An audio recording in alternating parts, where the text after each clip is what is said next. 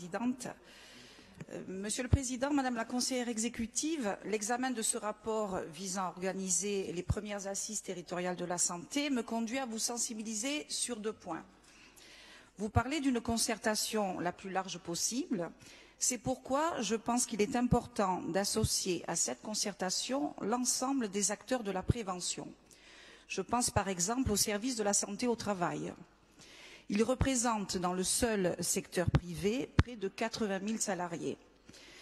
L'organisme est au fait des problèmes des employés, des salariés, puisqu'il intervient dans toutes les entreprises. Le deuxième point concerne un projet intéressant dans l'extrême sud en matière de handicap et d'autonomie. Je veux parler d'un projet qui tourne autour du répit des aidants familiaux. Le Sénat a d'ailleurs adopté en seconde lecture le 14 mars dernier une proposition de loi visant à reconnaître les proches aidants, notamment par des aménagements professionnels et des congés adaptés. On verra si le texte prospère à l'Assemblée nationale.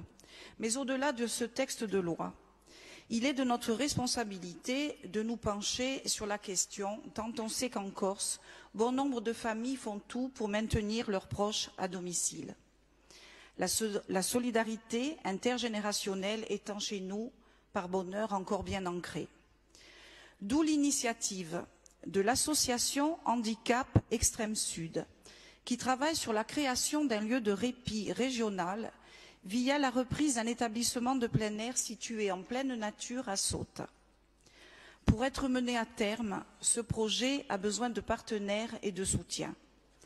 Prendre soin d'un proche dépendant à domicile, en raison de sa maladie, de son handicap ou de son âge, est aujourd'hui le quotidien de près de 9 millions de familles.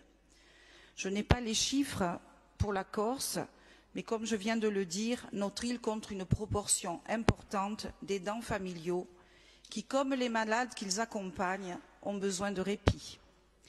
Sous le double effet des progrès thérapeutiques, de la réduction des durées d'hospitalisation, le domicile devient le lieu naturel du soin et mobilise parfois jusqu'à épuisement les familles de plus en plus nombreuses et de plus en plus éprouvées.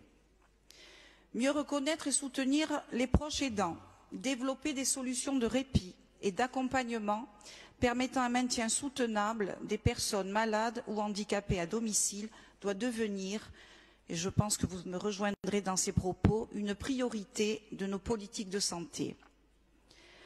Avec ce projet totalement innovant et qui serait le premier en Corse, les proches aidants seraient pris en charge au même titre que les patients et accompagnés par une équipe spécialisée pour leur permettre de reprendre des forces et de sortir d'un quotidien parfois éprouvant, tant physiquement que psychologiquement.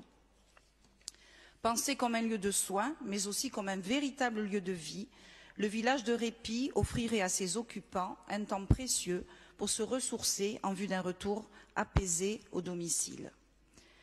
Naturellement, la municipalité de Sautes approuve et soutient la démarche, étant entendu qu'il reste à préciser les conditions des reprises, les besoins en investissement et en fonctionnement et la validation des services sociaux de l'ARS et de notre collectivité.